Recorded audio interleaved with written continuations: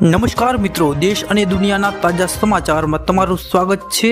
આજના તમામ સમાચાર વિસ્તારમાં જોઈએ તે પહેલા વિડીયોને એક લાઇક કરી દેજો અને જો તમે ચેનલ પર નવા છો તો ચેનલને ચોક્કસથી સબસ્ક્રાઇબ કરી લેજો અને બાજુમાં રહેલ બેલ આઇકોન પણ દબાવી દેજો જેથી તમને દરરોજના તાજા સમાચાર મળી રહે। સૌપ્રથમના સમાચાર મિત્રો સોના ચાંદીને લઈ વિસ્તારમાં જોઈએ। સોના અને ચાંદીના ભાવમાં આજે જોરદાર ઉછાળો જોવા મળ્યો છે। 24 કેરેટ સોનું હવે 871 રૂપિયા મોંઘું થયું છે અને 72,897 રૂપિયા પ્રતિ 10 ગ્રામે પહોંચ્યું છે, જ્યારે 22 કેરેટ સોનું 66,737 રૂપિયા અને 18 કેરેટ સોનું 54,643 પ્રતિ 10 ગ્રામ પર પહોંચી ગયું છે। ચાંદીની વાત કરીએ તો 2,113 વધી 88,530 રૂપિયા પ્રતિ કિલોગ્રામે પહોંચી ગયું છે। ત્યાર પછીના અગત્યના સમાચાર સુરતની આંગણવાડીમાં રસી આપ્યા બાદ બાળકનું મોત। આના પર વિસ્તારમાં વાત કરીએ તો સુરત આંગણવાડીમાં રસી આપ્યા બાદ બાળકીનું મોત થયું છે, જેમાં કતારગામમાં 1.5 મહિનાની બાળકીની રસી આપ્યા બાદ મોત થતા પરિવારમાં શોકનો માહોલ છવાયો છે। બાળકને 3 રસી લીધા બાદ નાકમાંથી લોહી નીકળતા બાળકનું મોત થયું છે, જેમાં આ ઘટનાની જાણ થતાં મનપાનું આરોગ્ય વિભાગ દોડતું થયું છે। જણાવી દઈએ કે બાળકીના રહસ્યમય મોતને લઈ પાલિકા ચૂપકીદી સેવા લીધી છે। ત્યાર પછીના અગત્યના સમાચાર બંગાળમાં નવા ચૂંટણીના એંધાણ। આના પર વિસ્તારમાં વાત કરીએ તો બંગાળમાં લોકસભા ચૂંટણીના પરિણામો બાદ હવે જોડતોડની રાજનીતિ શરૂ થઈ ગઈ છે। તેવામાં હવે સમાચાર મળી રહ્યા છે કે બંગાળમાં મોટી નવા ચૂંટણી થવાના એંધાણ છે। સૂત્રો પાસેથી મળતી માહિતી પ્રમાણે ટીએમસીએ દાવો કર્યો છે કે બંગાળ ભાજપના ધારાસભ્યો અને સંસદ સભ્યો તેમના સંપર્કમાં છે। કેટલાક મીડિયા રિપોર્ટ્સ અનુસાર પણ આ વાત સામે આવી છે। બંગાળના ભાજપના ઘણા નેતાઓ નારાજ છે, જેમાં ટીએમસીમાં જઈ શકે છે। ત્યાર પછીના અગત્યના સમાચાર મિત્રો પીએમ કિસાન યોજનાને લઈ મહત્વના સમાચાર વિસ્તારમાં જોઈએ। લોકસભા ચૂંટણીથી પહેલા પૂર્વ વડાપ્રધાન નરેન્દ્ર મોદીએ ખેડૂતો પાસે શરૂ કરી પ્રધાનમંત્રી સન્માન નિધિ યોજનાનો સોળમો હપ્તો જાહેર કર્યો હતો। જોકે તેઓ 28 ફેબ્રુઆરી 2024ના રોજ મહારાષ્ટ્રના યવતમાલથી જાહેર કર્યો હતો, તેથી હવે તેમને 17 નવેમ્બર 2023ના રોજ 15મો હપ્તો પણ જાહેર કર્યો હતો। જોકે 17મા હપ્તા લોકસભાની ચૂંટણીના કારણે રોકાઈ ગયો હતો, જોકે હવે પૂર્ણ થઈ ગઈ છે। પ્રાપ્ત માહિતી અનુસાર નરેન્દ્ર મોદીએ ત્રીજા વખત દેશના વડાપ્રધાન સોગંદ 8 જૂનના રોજ લઈ શકે છે। ત્યાર પછી ખેડૂતોના ખાતામાં 17મા હપ્તા મળશે તેવું કહેવામાં આવી રહ્યું છે।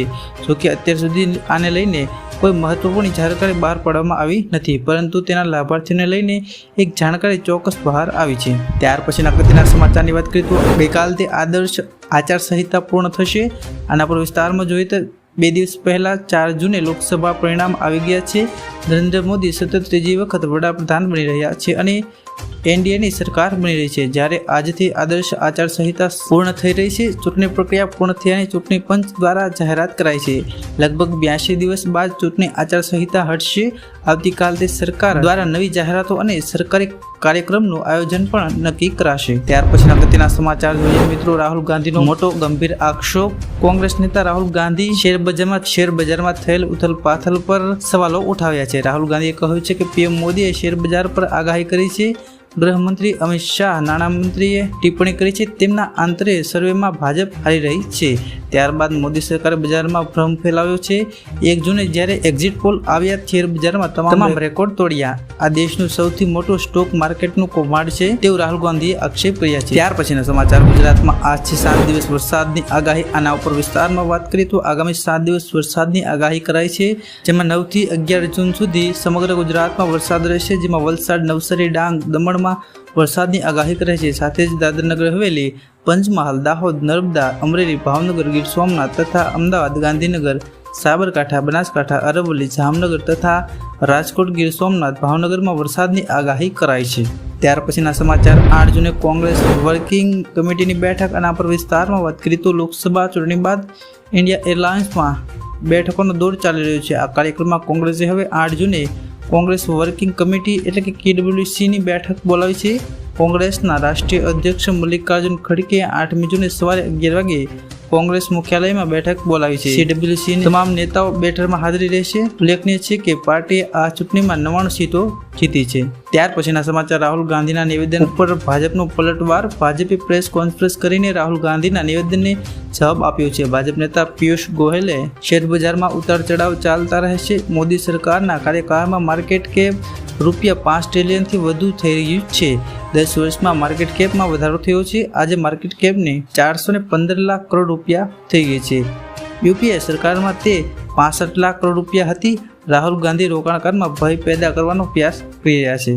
સૌપ્રથમના સમાચાર જોઈએ। નરેન્દ્ર મોદીના રાજીનામાને લઈ દેશના રાજકારણમાં ખળભળાટ મચી જાય તેવા સમાચાર મળી રહ્યા છે। લોકસભા ચૂંટણીના પરિણામોમાં ભાજપની ખરાબ હાલત થાય ત્યારબાદ ધડાધડી રાજીનામા પડી રહ્યા છે અને તેમાં સૌથી પહેલા નામ વડાપ્રધાન નરેન્દ્ર મોદીનું છે। વડાપ્રધાન નરેન્દ્ર મોદીએ રાષ્ટ્રપતિ દ્રૌપદી મુર્મુને મળીને પોતાનું રાજીનામું આપી દીધું છે। તેમની સાથે તેમના તમામ મંત્રીઓ પણ રાજીનામા આપ્યા છે। લોકસભા ચૂંટણીના પરિણામો ભાજપની ખરાબ હાલત 4 જૂને આવેલ લોકસભા ચૂંટણીના પરિણામોમાં ભાજપની ખરાબ હાલત થઈ છે અને પક્ષ બહુમતી મેળવી શક્યો નથી। ભાજપ 240 બેઠક પર સમેટાયું છે। હવે નરેન્દ્ર મોદીને ગઠબંધન સરકાર બનવાની ફરજ પડશે। હાલ નવી સરકાર રચવાની તરજોડ ચાલી રહી છે અને વડાપ્રધાન નરેન્દ્ર મોદી આગામી 8 જૂને વડાપ્રધાન તરીકે શપથ લે તેવી શક્યતાઓ છે। ત્યાર પછીના સમાચારની વાત કરીએ તો ઇન્ડિયા ગઠબંધનની બેઠક શરૂ થઈ છે। આના પર વિસ્તારમાં વાત કરીએ તો કોંગ્રેસ અધ્યક્ષ મલ્લિકાર્જુન ખડગેના ઘરે વિરોધ પક્ષના ઇન્ડિયા એલાયન્સની બેઠક શરૂ થઈ છે। આ બેઠકમાં હાજરી આપવા માટે કલ્પના સોરેન, દીપાકર ભટ્ટાચાર્ય, સંજયસિંહ અને અભિષેક બેનર્જી પહોંચ્યા હતા। સાથે જ રાહુલ ગાંધી, જયરામ રમેશ, સોનિયા ગાંધી, પ્રિયંકા ગાંધી, તેજસ્વી યાદવ, રાઘવ ચડ્ડા, સીતારામ યેચુરી, શરદ પવાર અને સુપ્રિયા સુલે પણ બેઠકમાં હાજર રહ્યા છે। ત્યાર પછીના સમાચારની વાત કરીએ તો એનડીએ સરકાર બનાવશે। આ તસવીર થઈ વાયરલ।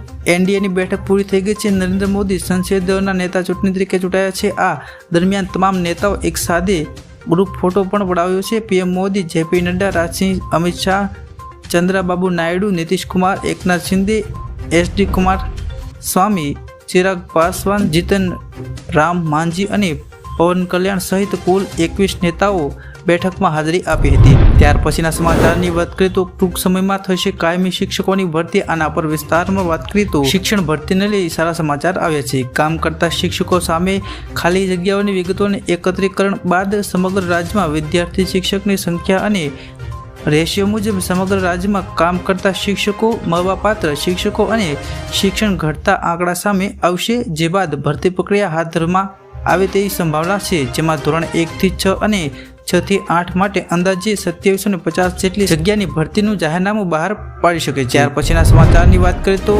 કેજરીવાલને મોટો ફટકો। આના પર વિસ્તારમાં વાત કરીએ તો દિલ્હીના સીએમ અરવિંદ કેજરીવાલને એક્સાઇઝ કેસમાં રાઉન્ડ એવન્યુ કોર્ટમાંથી રાહત મળી નથી। કોર્ટે તેમની વચગાળાની જામીન અરજી ફગાવી છે।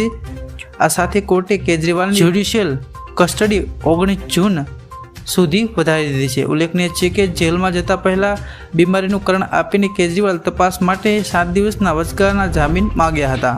ત્યાર પછીના સમાચારની વાત કરીએ તો મુંબઈમાં મેઘરાજાએ ધબધબાટી બોલાવી છે। ગુજરાતમાં કાળઝાળ ગરમીના લોકો શેકાઈ ગયા છે અને તોબા પોકારી રહ્યા છે। ગુજરાતમાં વરસાદ ક્યારે આવશે અને ગરમીમાંથી રાહત ક્યારે મળશે? લોકો કાગડોળે વરસાદની રાહ જોઈ રહ્યા છે। કેરળ બાદ ચોમાસાએ મુંબઈમાં એન્ટ્રી મારી છે। સવારે વરસાદ મુંબઈમાં એન્ટ્રી મારતા લોકોને ગરમીમાંથી રાહત આપી છે અને સારો અનુભવ કરાવ્યો છે। મુંબઈમાં દાદર, કાંદિવલી, મથાણે, ઓશિવારા, વડાલા, ઘાટકોપરમાં 26 મીમી વરસાદ વરસ્યો હતો। ત્યાર પછીના સમાચારની વાત કરીએ તો કેજરીવાલના વચગાળાના જામીન પર આજે ચુકાદો। આના પર વિસ્તારમાં વાત કરીએ તો 2 જૂનથી દિલ્હીના મુખ્યમંત્રી અરવિંદ કેજરીવાલ તિહાર જેલમાં બંધ છે। આ દરમિયાન રાઉન્ડ એવરી કોર્ટે કેજરીવાલના વચગાળાના જામીન પર આજે પોતાનો ચુકાદો આપવાના હતા। મળતી માહિતી અનુસાર તેમની તબિયત બગડી હતી, તેથી તબિયત સાથે મેડિકલ ટેસ્ટને ટાંકીને કેજરીવાલના વચગાળાના જામીન માંગવામાં આવ્યા હતા। ત્યાર પછીના સમાચાર મિત્રો, ખતરનાક અકસ્માત સીસીટીવીમાં કેદ થયો છે। સોશિયલ મીડિયા પર એક ડમ્પરના અકસ્માતની ઘટનાનો વિડીયો સામે આવ્યો છે। જેમાં એક ડમ્પર ચાલતા તેમના ડમ્પરમાં માલ ભરીને ટ્રાફિકમાંથી રોડ પર પસાર થતી વેળાએ ભૂવામાં ખાબકે તે જ સમયે 2 મહિલાઓ એક્ટિવા પણ સામેથી આવતી વેળાએ ડમ્પરની નીચે દટાઈ જાય છે। સદનસીબે કોઈ જાનહાનિ ન થઈ હતી। અકસ્માત વેળાએ હાજર લોકોએ મહિલાઓને બચાવી હતી અને આ સમાચાર વિશે તમારું શું કહેવું છે કમેન્ટ સેક્શનમાં જણાવજો। ત્યાર પછીના સમાચારની વાત કરીએ તો મિત્રો, બજારમાં ફરી હરિયાળી જોવા મળી છે। આના પર વિસ્તારમાં જોઈએ તો લોકસભા ચૂંટણીના પરિણામો બાદ આજે એટલે કે 6 જૂને સેન્સેક્સ 2303 પોઈન્ટના ઉછાળા સાથે 74382ના સ્તરે ટ્રેડ કરી રહ્યું છે। ગઈકાલે તે 4389 પોઈન્ટ તૂટ્યો હતો, જ્યારે નિફ્ટીમાં 688 પોઈન્ટથી વધુનો સુધારો થયો છે તો 22573ના સ્તર પર કારોબાર કરી રહ્યા છે। આજે તમામ મોટી કંપનીના નફામાં જોવા મળી છે। Tata steel, Bajaj finance, Hindustan Unilever અને કોટક બેંકના શેર 4% વધુ ઊંચા ટ્રેડે કરી રહ્યા છે. ત્યાર પછીના અગત્યના સમાચારની વાત કરીએ તો 400 પારની પોસ્ટ કરાયા ડિલીટ. આના પર વિસ્તારમાં વાત કરીએ તો લોકસભાની ચૂંટણીના પરિણામને લઈ કોંગ્રેસ નેતા જિગ્નેશ મેવાણીની પ્રતિક્રિયા સામે આવી છે. તેમણે ભાજપ પર આકરા પ્રહાર કર્યા છે અને કહ્યું છે કે સત્તા પક્ષે ખોટી રીતે CBI, ED અને IT જેવા પક્ષોનો ગેરબંધારણીય ઉપયોગ કર્યો છે. પ્રજા તેમના કામથી ત્રાસી ગયા છે.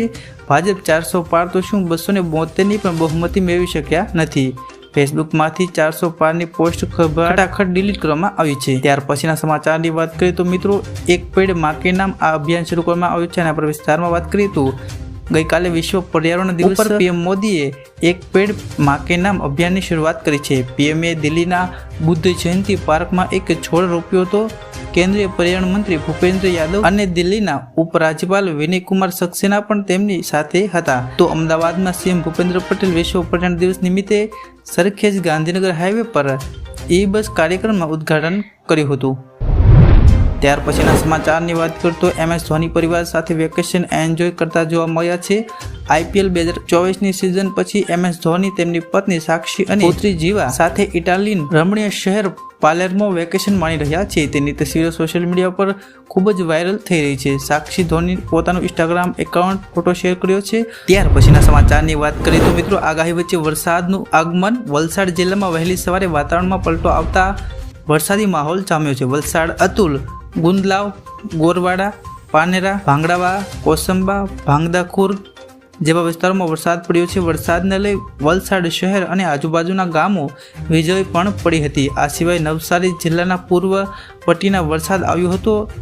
અહીંના ગણદેવી અને બિલીમોરાના આસપાસના ગ્રામ્ય વિસ્તારમાં મેઘરાજા પધાર્યા હતા. ત્યાર પછીના અગત્યના સમાચારની વાત કરીએ તો પશુપાલકો માટે આવ્યા સારા સમાચાર. રાજ્યમાં અમૂલ ડેરી બાદ સુમુલ ડેરીએ પશુપાલકોના હિતમાં મોટો નિર્ણય લીધો છે. સુમુલ ડેરીએ ભેંસના દૂધમાં કિલો ફેટના ભાવમાં 20 રૂપિયાનો વધારો કર્યો છે, જ્યારે ગાયના દૂધના કિલો ફેટે 15 રૂપિયાનો વધારો કર્યો છે. ફેટના ભાવ વધતા પશુપાલકોને ભેંસના દૂધના કિલો ફેટે ભાવ 830 રૂપિયાની જગ્યાએ હવે 850 રૂપિયા મળશે. ગાયના દૂધના કિલો ફેટે 795 રૂપિયાથી બદલે હવે 810 રૂપિયા મળશે, જેનો સીધો લાભ સુરત અને તાપીના 2.5 લાખ કરતાં વધુ પશુપાલકોને થશે. ફરી તોફાની